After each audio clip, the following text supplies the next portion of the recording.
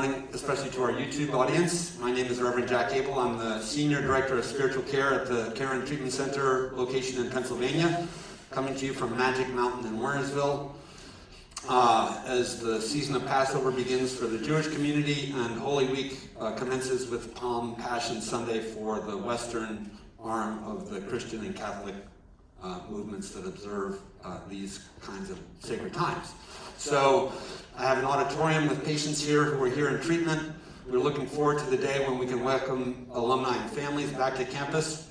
But in the meantime, we are continuing to offer our YouTube upload of the Sunday messages. So great to be able to be with you, at least in this way, hoping that you're all safe and well. And I also want to say hello to any of you who are watching from other campus locations on live stream. So super excited. We're back in the auditorium, and we not only are back in the auditorium, but we have some slight adjustments to the technology, the way it's working, and it should be better sound and reception both in the auditorium and on camera. Thanks to Brian Schittler for being here with us from our IMS department today to help us make sure that everything goes smoothly. So I have just reworked this message, and I have no idea which of the 16 outlines I'm going to speak to you from. So that's often my process, and I'm talking about it because I'm so nervous I don't want to start.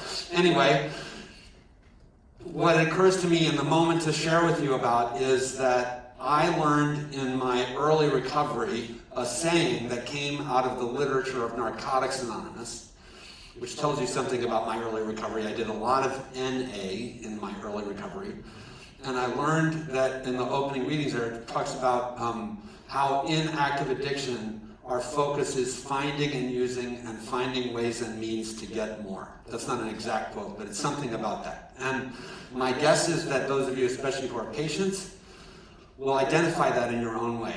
Or my guess is you wouldn't be here. That you know what I experienced, which was that my life became ever more focused on the finding and using and finding ways and means to get more. I was, and there were phrases like jonesing.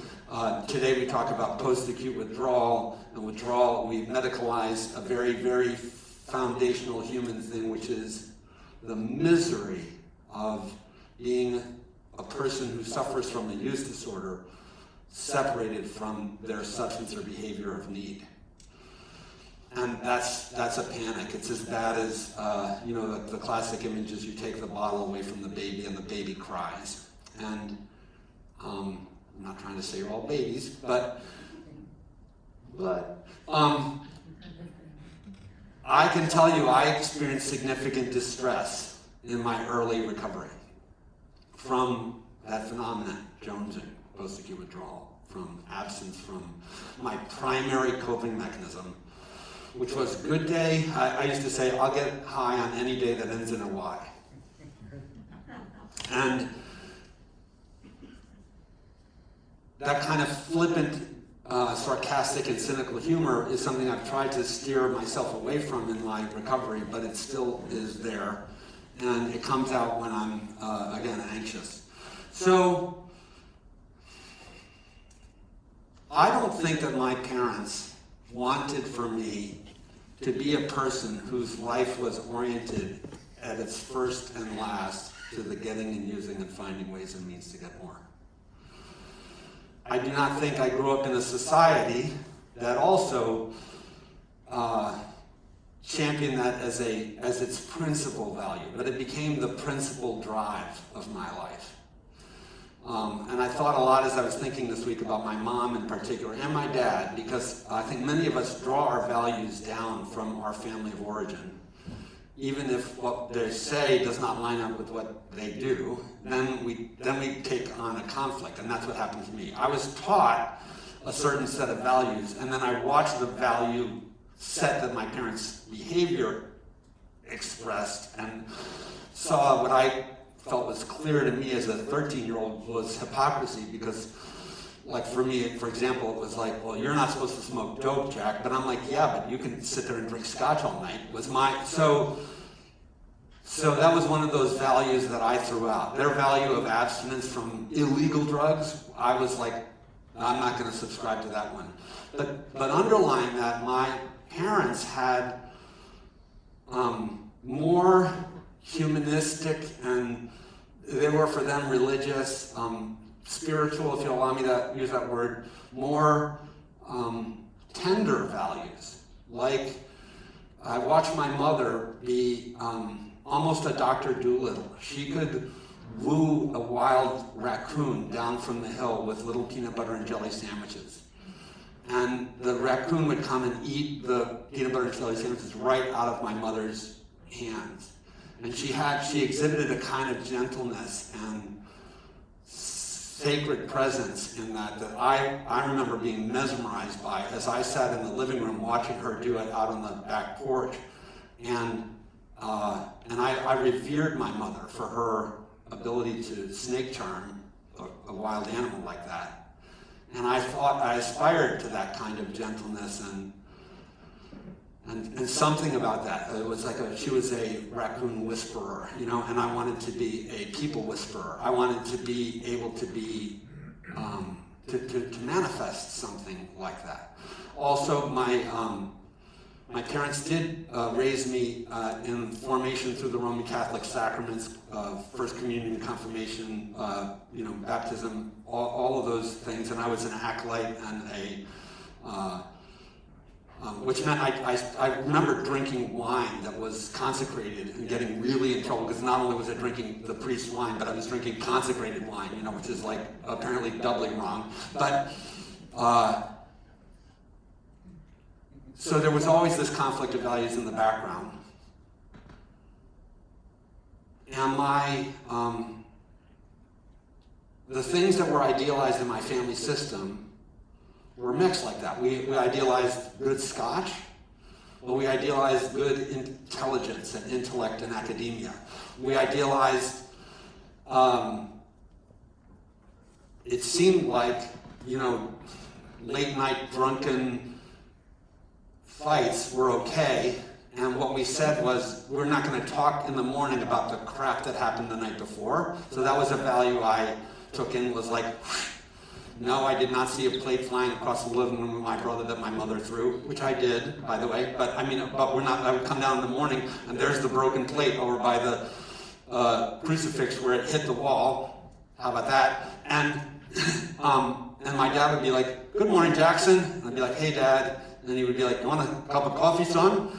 And no one would ever say anything about the plate. My mother would clean the plate up later, and no one would ever say anything about it. So I struggled with this tension of values and the complexity of it. Until, at a certain point in my life, I was myself an adult, young adult, and I was exhibiting the same insanity.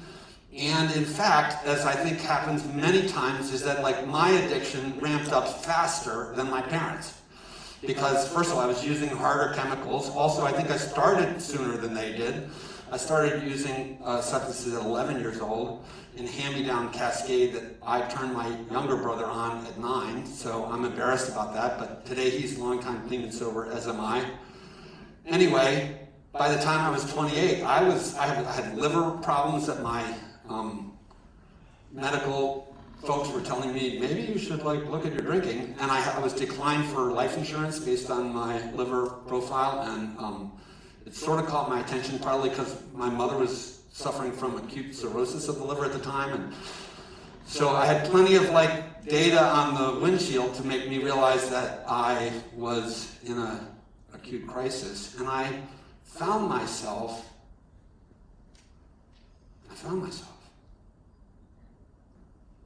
on January 3rd, 1989, I was able for the first time in 17 years to not pick up a drink or a drug. Which was wild. I really do believe I used every day something.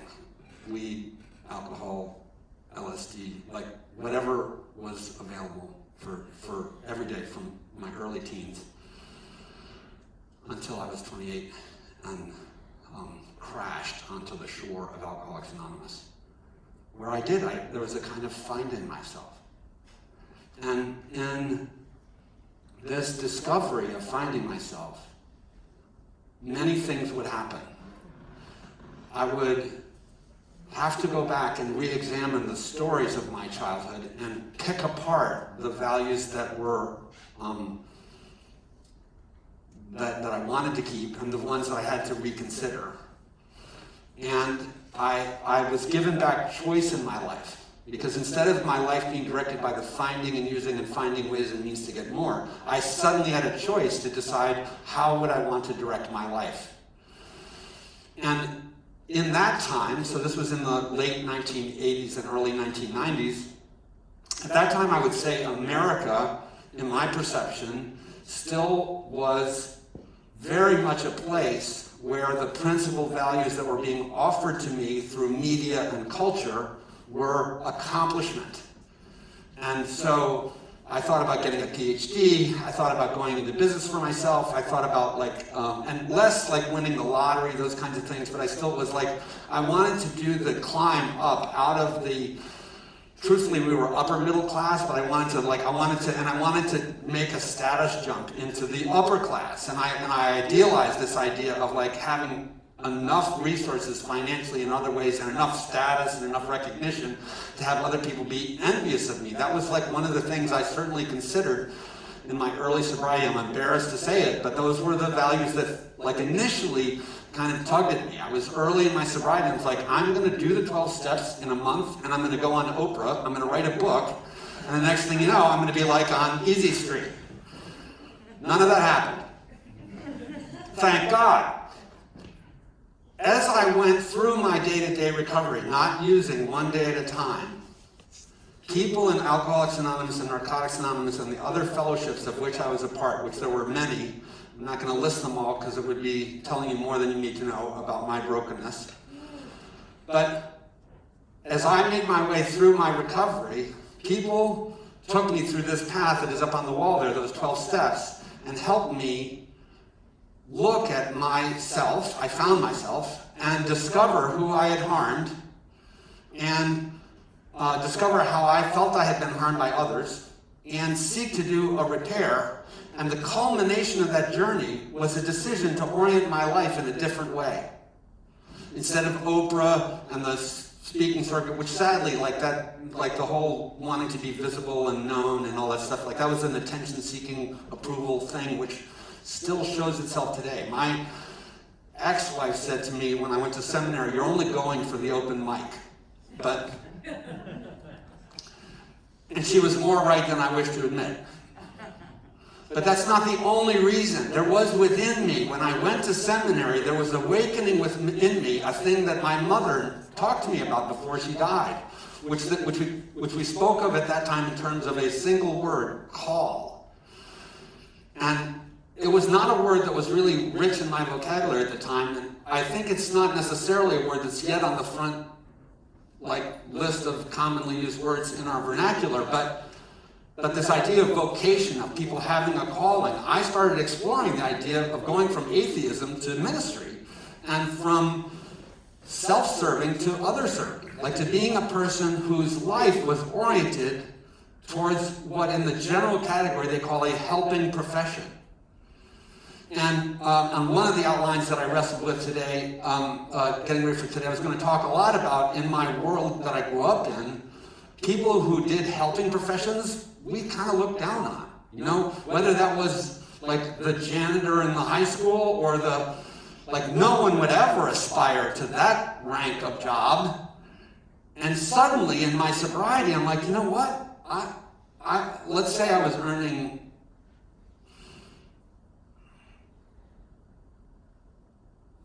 $30,000, which I was earning more than that, but not a lot more. And in my third year of sobriety, I went to seminary, and my salary in my first year of seminary student pastorate was $15,000. And my wife was not happy about that, because she was still driven by these survival fears about financial security, very appropriately, but interestingly, in a very tragic way, my mom had just died, and so there was a small amount of inheritance that helped me get through those years and helped pay for me to go to seminary. And I started, I'm no longer paid only $15,000 a year, fortunately. But in sticking it out, I have stuck it out not for the money, but for the meaning. And one of the things that's been very difficult for you, and I'm not trying to start anything with anybody, but I will say to you, there are times when I've had terrible interactions with patients over the years because I've had patients who are like, this place is all about the money, and all you guys are trying to do is, squeeze another dime out of us, and you're like, blah, blah, blah. And I'm thinking, you have no idea how much that is not true. Like, honestly, the BHTs who are here, the nursing and medical techs who are here, and even the physicians and psychiatrists and psychologists, were they to go a different route, they would earn more money, and they're here for the meaning and not the money.